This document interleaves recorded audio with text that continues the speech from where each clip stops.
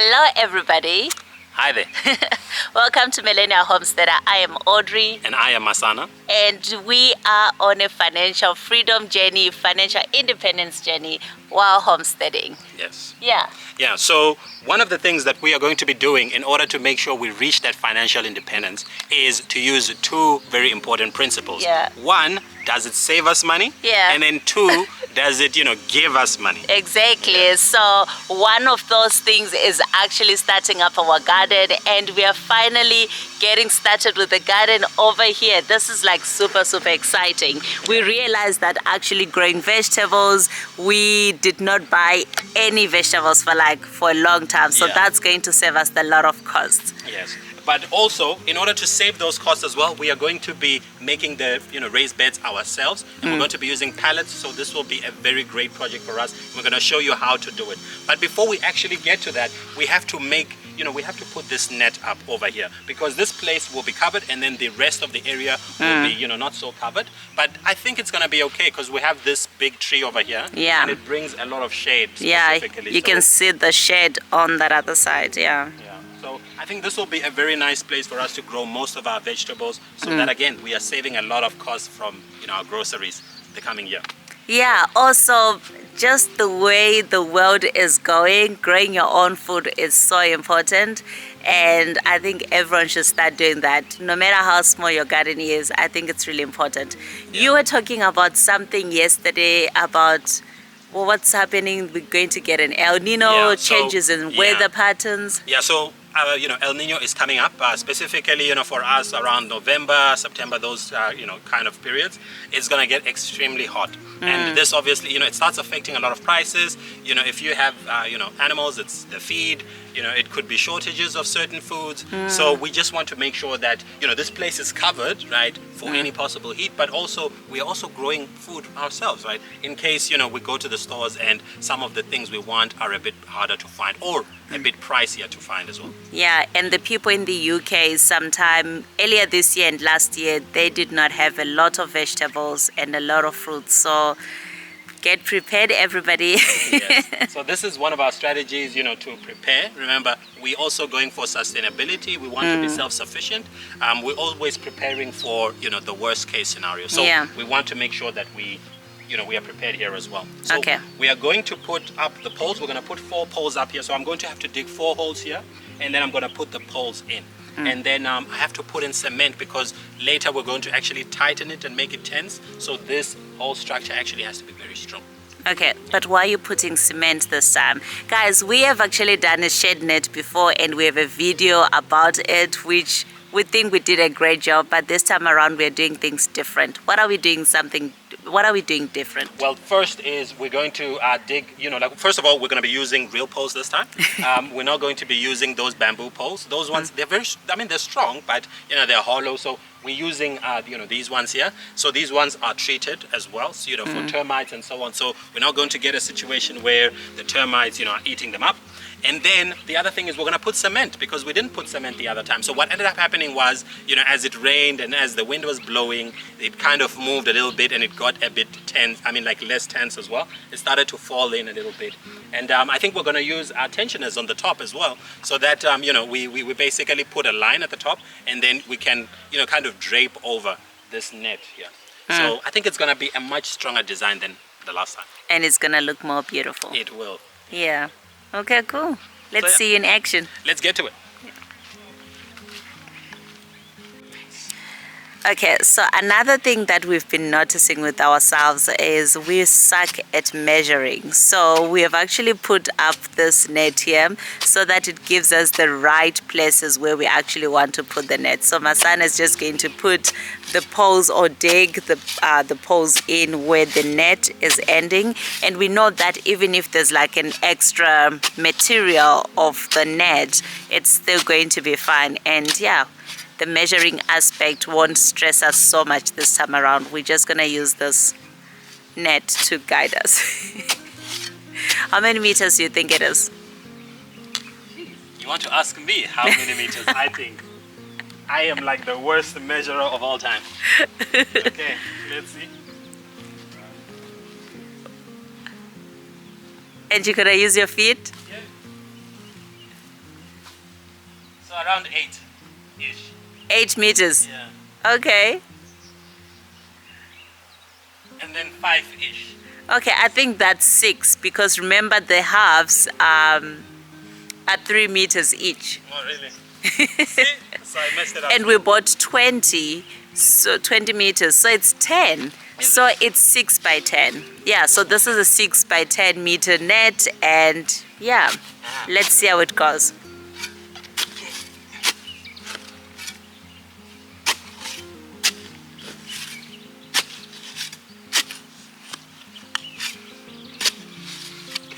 Think it'll be fine here, or should I really put it somewhere here?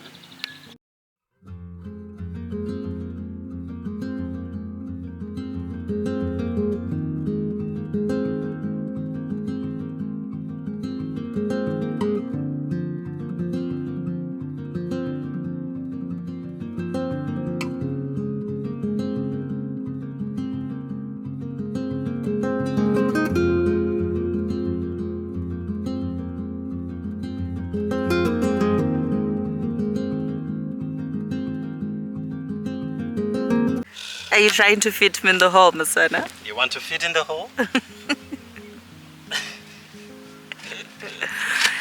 That was the last hole. Yeah, this is the last one, yes. I think we will be fine. This is the deepest hole here. This is the longest hole.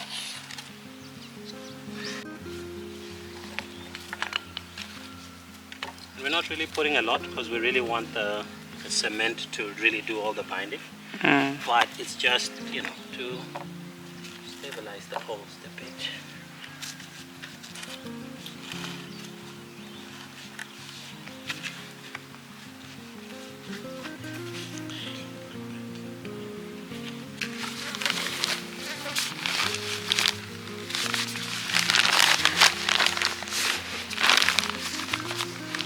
You don't measure? You do not measure? Should be about 1:6 parts. Sure. And you totally can guess that. Yep, I can't.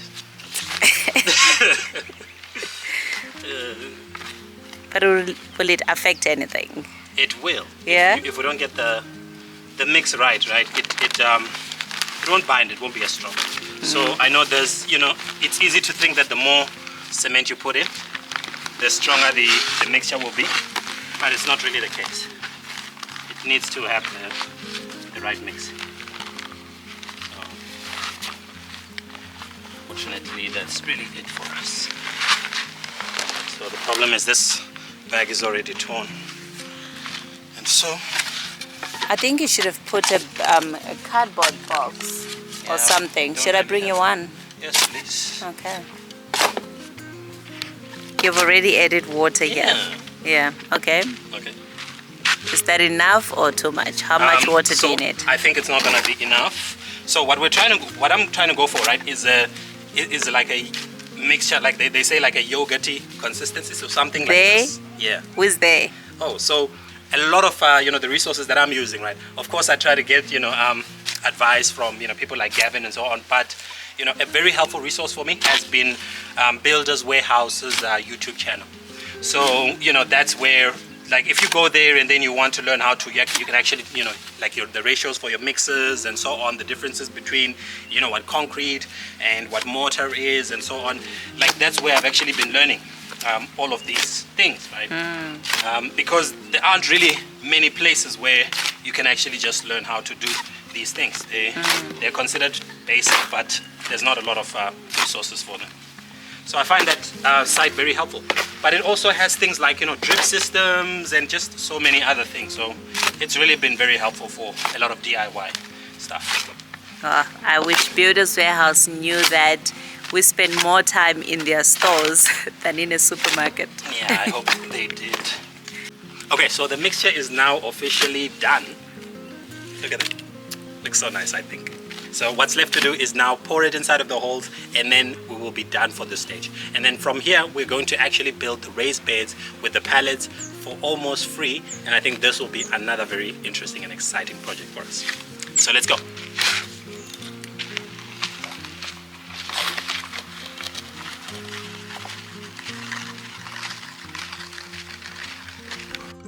So one thing we didn't realize when we started our YouTube journey was if you are doing a project on the homestead and you're recording at the same time, it takes both of you to actually work unless someone is just putting the camera away and then just recording. So because it takes forever, I decided let me leave Masana to finish off this so that we can get all the other work done. So while he was doing this, I decided let me go do the beds and then you get to see how we actually make our raised beds, and then he then comes and helps me a little bit later.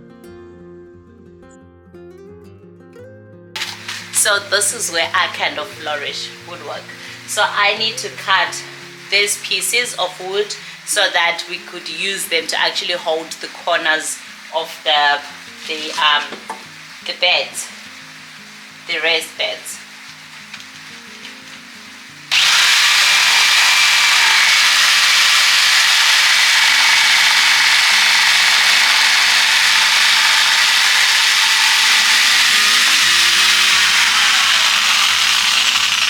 I'm just going to use this to actually measure because this is the size of the bed. So I'm just going to be using that, and then I don't have to.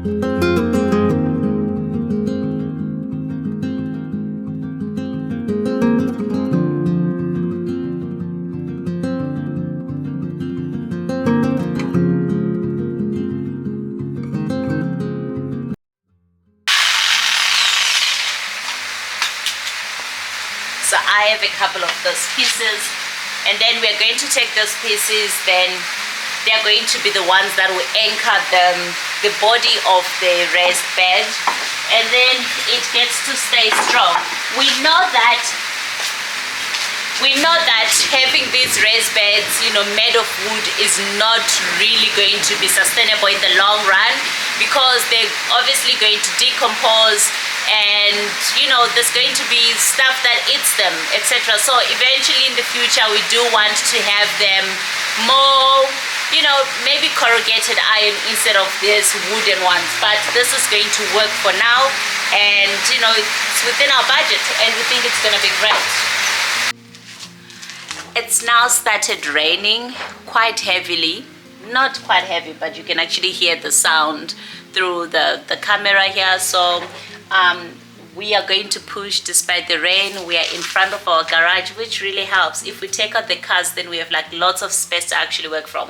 But right now we want to get a couple of beds done before we go in for our afternoon meetings. I'm working from home today, so if we work right now in the morning, then we have more free time from the farm and then more time for our jobs. So yeah, we're gonna get started with that. It's actually much better to work to make this stuff on the ground than on the thingy, but just for me to show it properly. Thank you. So these are actually just normal pallets that we got. I think we've mentioned a lot that we get our pallets for almost free. Sometimes if we get a lot, then we kind of pay the guys, some money for helping us pack them inside our car. But then they are always free. So the idea is to use these for the body of the bed, with not really caring what design or shape they look like. They're probably going to be rectangles and squares most of the time anyway. So I've already kind of looked at this. You can see they are kind of the same height-ish, but it's not really a problem. Then I start with the L and then use now this to hold them together. So I do it on one first, like that.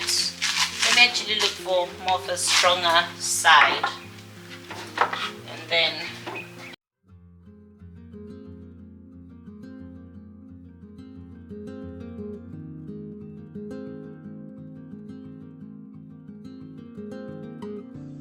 because projects take forever when you're actually recording as well, we decided we're going to fast forward and have these clips that are moving so fast and you really cannot follow. So what we were doing here is just putting up the different panels of the raised beds. This makes it super easy to actually just put the things together, but we're realizing here that it's not so easy to actually work on a surface that is a bit raised, so we decided that we're actually going to just put it on the ground at some point. But I really do not understand how Masana does all the work on our homestead on his own, because it is so much work. It is just exhausting and difficult to actually do it alone. And I was realizing with just trying to nail these panels together, and he actually needed to help me out.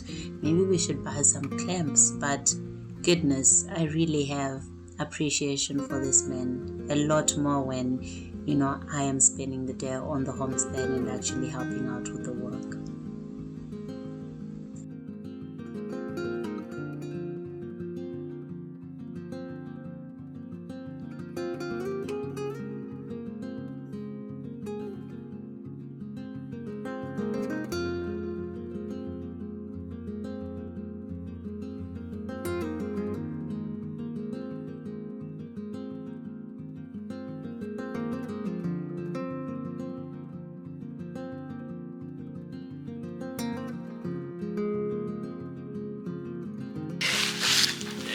Yeah.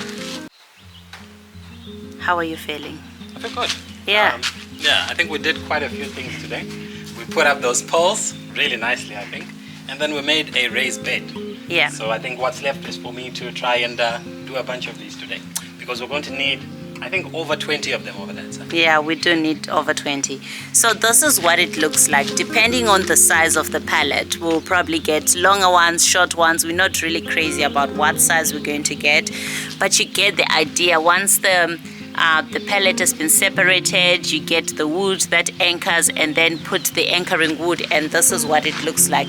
We don't want them too high, you know, from the ground, because we want to fill them up with other things and soil that we are going to buy, so we don't want it to be super expensive. But yeah, this is what the pallet raised bed looks like. How much do you think it cost us? So it's almost free. Yeah. Because the pallets are basically free. The only thing we're buying here were the nails, right? Yeah. The decking screws. So for those ones, we can get a packet for around 100 and something bucks. And yeah, it'll go a long way. Yeah, and if you're willing to make noise and hurt your ears, you can use normal nails that you hammer in. Yeah, and those ones, it's, you know, you can get them for 60 rands. You can get a few, and then you can do the same thing. Yeah. Okay, cool. There, 20 more to go. 20 or 50 until the whole area is full. So it's gonna be like a lot of work. Yeah. So we are done for today. No more work for us on the farm. We have to get in there and start doing our normal jobs. Yes, so we put in the poles today, and then we also started building our raised, you know, beds using pallets at almost no cost on our side. So I think it was a very good day for us. Yeah, it was. Yeah, so, you know, we hope you like, share, and subscribe. You know, also comment down below. Did we do something right? Did we do something wrong? Did I do that, you know, cement mix incorrectly? I'm sure you'll let me know. But thank you so much for watching, and we'll see you again next time. Okay, bye. Bye.